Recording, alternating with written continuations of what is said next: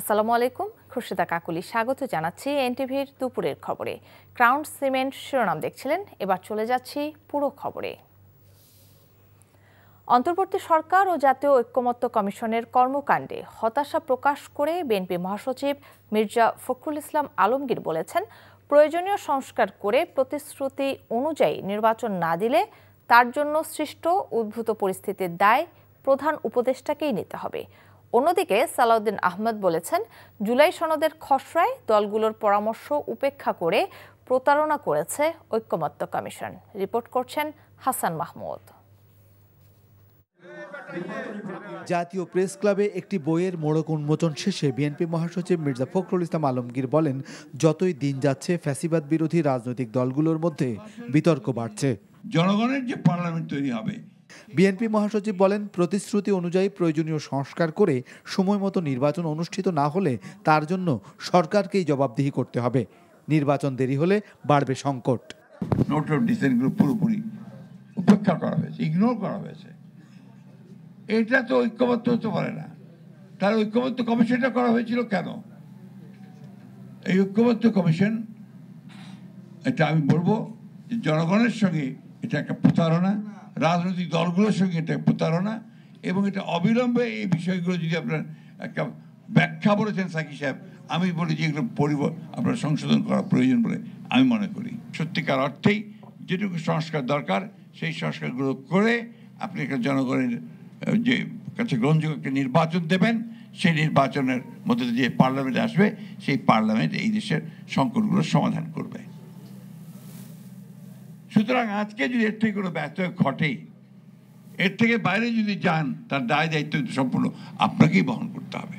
এদিকে রাজধানীর গুলশানে এক সেমিনারে সালাউদ্দিন আহমদ বলেন, জাতীয় ঐকমত্য কমিশনের সুপারিশে সরকারের একপাক্ষিক আচরণ দেখা গেছে, যা জাতির উপর চাপিয়ে দেওয়ার প্রবণতা লক্ষ্য করা যাচ্ছে। জুলাই জাতীয় সনদ যেটা স্বাক্ষরিত হয়েছে সেটা তো এই সনদে নাই।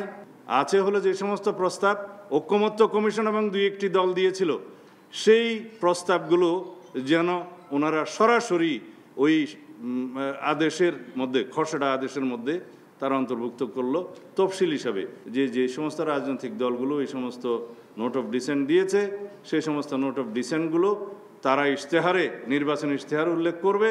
আপনারা দেখুন সেই ছাপানো বই যেটা আছে, সেই ইশতেহারে উল্লেখের পরে যদি জনগণের ম্যান্ডেট প্রাপ্ত হয়, সেগুলো তারা সেভাবে বাস্তবায়ন করবে।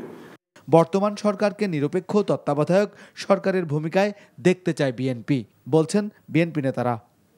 Hasan Mahmud, NTV news, Dhaka. কোনো কারণে ফেব্রুয়ারিতে জাতীয় নির্বাচন নাও হতে পারে, তবে তার জন্য জুলাই সনদ বাস্তবায়ন থেমে থাকতে পারে না বলে জানিয়েছেন জামায়াতে ইসলামের নায়েবে আমির আব্দুল্লাহ মোহাম্মদ তাহের। এজন্য সমাধান হিসেবে নভেম্বরের শেষ দিকে গণভোটের দাবিও জানান তিনি। আর নভেম্বরে গণভোট সহ 5 দাবিতে নতুন কর্মসূচি ঘোষণা করেছে আন্দোলনরত 8টি ইসলামী দল। ইফতেখার রেজার রিপোর্ট।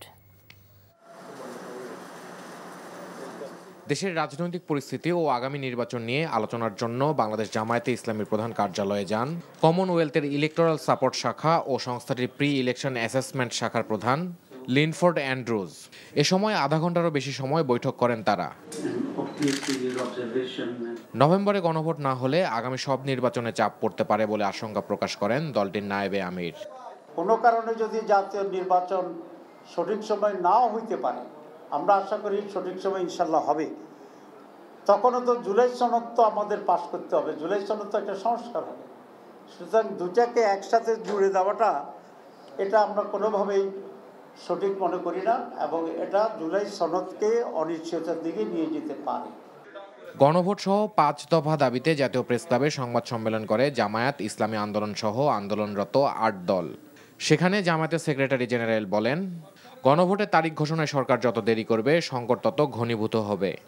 আমরা আজকে এই 8টি দল পরিষ্কার করে বলতে চাই, সরকারের এখন দায়িত্ব পড়ে গেছে খুব দ্রুত গণভোটের তারিখ ঘোষণা করা। নভেম্বরের মধ্যে তারিখ দিয়ে যদি ঘোষণাটা না করা হয়, যত দেরি করা হবে ততই কিন্তু মূল জাতীয় নির্বাচনের তারিখ নিয়ে নতুন সংকট দেখা দিতে পারে। এ সময় 5 দফা দাবিতে 30 অক্টোবর নির্বাচন কমিশনের স্মারকলিপি প্রদান ও 3 নভেম্বর বৃহৎ কর্মসূচি দেবার কথাও জানান দলগুলোর নেতারা। জনগণের দাবি আদায়ের লক্ষ্যে ঐক্যবদ্ধ হওয়ার জন্য আমরা দেশবাসীর প্রতি উদাত্ত আহ্বান জানাচ্ছি। সবাইকে। ইফতেখার রেজা, এনটিভি নিউজ, ঢাকা। জুলাই সনদ বাস্তবায়ন আদেশ বিল প্রকাশ করার আগে সনদে স্বাক্ষর করবে না জাতীয় নাগরিক পার্টি এনসিপি। জুলাই সনদ বাস্তবায়নে ঐকমত্য কমিশনের সুপারিশ নিয়ে আনুষ্ঠানিক প্রতিক্রিয়া জানাতে দলের কেন্দ্রীয় কার্যালয়ে সংবাদ সম্মেলনে এমনটি জানিয়েছেন মুখ্য সমন্বয়ক নাসরুদ্দিন পাটোয়ারি। গণভোটের সময় নিয়ে বিএনপি জামায়াতের বিভক্তিতে এনসিপি জড়াবে না উল্লেখ করে পাটোয়ারি বলেন, সুষ্ঠু গণভোট আয়োজন করতে পারলে নির্বাচন কমিশনের সক্ষমতা প্রমাণিত হবে। কেন্দ্রীয় শহীদ মিনারে ডক্টর মোহাম্মদ ইউনূসের স্বাক্ষরে জুলাই সনদ বাস্তবায়ন আদেশ প্রকাশের দাবিও জানিয়েছে এনসিপি। এছাড়া কমিশনের সুপারিশের বিকল্প প্রস্তাব ১, অর্থাৎ সংস্কার পরিষদ সংবিধান সংস্কারের সুপারিশ বাস্তবায়নে ব্যর্থ হলে স্বয়ংক্রিয়ভাবে সংবিধান সংস্কার হয়ে যাবে। এই পদ্ধতি কার্যকর করতে সরকারের কাছে দাবি জানিয়েছে এনসিপি। ড্রাফটটা উপস্থাপন করতে হবে, তাহলে আমরা সাইন করে দিব, তাহলে একটা পর্যায়ে এটা চলে যাবে। তারপরে সেকেন্ড স্টেপটা আসে তখন গণভোট। আমরা বলেছি ইলেকশনের আগে হতে পারে, কিন্তু যদি ইলেকশনের আগে গণভোট না হয় তাহলে কি হবে? সেখানে জামায়াতের কিছু রিজিড, তাদের একটা সাইড রয়েছে, কিন্তু আমরা এটা রিজিডিটির মধ্যে যেতে চাই না। যদি নির্বাচনের দিনে হয় সেখানে কিছু আমরা আশঙ্কার কথা জানিয়েছিলাম, কারণ বাংলাদেশের যে এন্টায়ার ইলেকশনের যে সিস্টেমটা, এটা কিন্তু নিউট্রাল না, এটার মধ্যে দিয়ে একটি সুষ্ঠু ভোট হওয়ার পসিবিলিটিস নেই। আগামী জাতীয় নির্বাচনের প্রস্তুতি নিয়ে সংশ্লিষ্টদের সাথে উচ্চ পর্যায়ের বৈঠক করেছেন অন্তর্বর্তী সরকারের প্রধান উপদেষ্টা ডক্টর মোহাম্মদ ইউনূস। সকালে রাষ্ট্রীয় অতিথি ভবন যমুনায় এই বৈঠক অনুষ্ঠিত হয়। বৈঠকে উপস্থিত ছিলেন স্বরাষ্ট্র উপদেষ্টা অবসরপ্রাপ্ত লেফটেন্যান্ট জেনারেল জাহাঙ্গীর আলম চৌধুরী, জাতীয় নিরাপত্তা উপদেষ্টা ডক্টর খলিলুর রহমান, নির্বাচন কমিশনের সিনিয়র সচিব আখতার আহমেদ, পুলিশ মহাপরিদর্শক, বিজিবি মহাপরিচালক, র্যাবের মহাপরিচালক, স্বরাষ্ট্র সচিব, সেনা, নৌ ও বিমান বাহিনীর প্রধানদের প্রতিনিধি, সংস্কৃতি উপদেষ্টা মোস্তফা সরোয়ার ফারুকী সহ সরকারের উচ্চ পর্যায়ের প্রতিনিধিরা উপস্থিত ছিলেন। বৈঠকে সংশ্লিষ্টদের কাছ থেকে নির্বাচনের প্রস্তুতির বিষয়ে বিস্তারিত শুনেন এবং প্রয়োজনীয় নির্দেশনা প্রদান করেন ডক্টর মোহাম্মদ ইউনূস। বিশেষজ্ঞ কমিটি করে মেট্রো রেলের বিয়ারিং প্যাড সহ সার্বিক নিরাপত্তা তদন্ত করে ৩০ দিনের মধ্যে প্রতিবেদন দিতে নির্দেশ দিয়েছে হাইকোর্ট। বিচারপতি ফাহমিদা কাদেরের নেতৃত্বাধীন দ্বৈত বেঞ্চ আজ এই আদেশ দেন। এর আগে জনস্বার্থে সুপ্রিম কোর্টের আইনজীবী ব্যারিস্টার আব্দুল্লাহ আল মামুন ও ব্যারিস্টার তানভীর আহমেদ রিট দায়ের করেন। রিটে মেট্রো রেল ও সব ফ্লাইওভারে ব্যবহার করা বিয়ারিং প্যাডের গুণগত মান ঠিক আছে কিনা তা যাচাই করতে একটি কমিটি গঠন করতে বলা হয়েছে।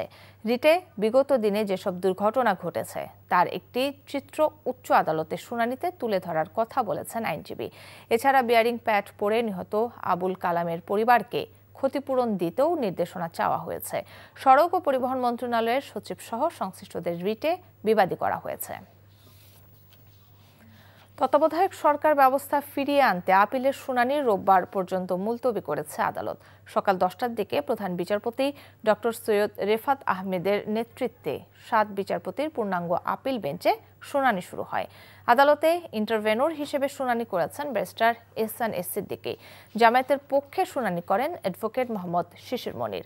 21 অক্টোবর নির্বাচনকালীন তত্ত্বাবধায়ক সরকার ব্যবস্থা ফেরাতে আপিলের শুনানি শুরু হয়। পরে 22 অক্টোবর দ্বিতীয় দিনের শুনানি শেষ হয়। এ দুদিন রিটকারী বদিউল আলম মজুমদারের পক্ষে শুনানি করেন আইনজীবী ডক্টর শরীফ ভুঁইয়া। এর আগে গত 27 আগস্ট তত্ত্বাবধায়ক সরকার বাতিলের রায়ের বিরুদ্ধে আপিলের অনুমতি দেন আপিল বিভাগ। বিএনপির পক্ষে শুনানি করেন অ্যাডভোকেট জয়নুল আবেদিন।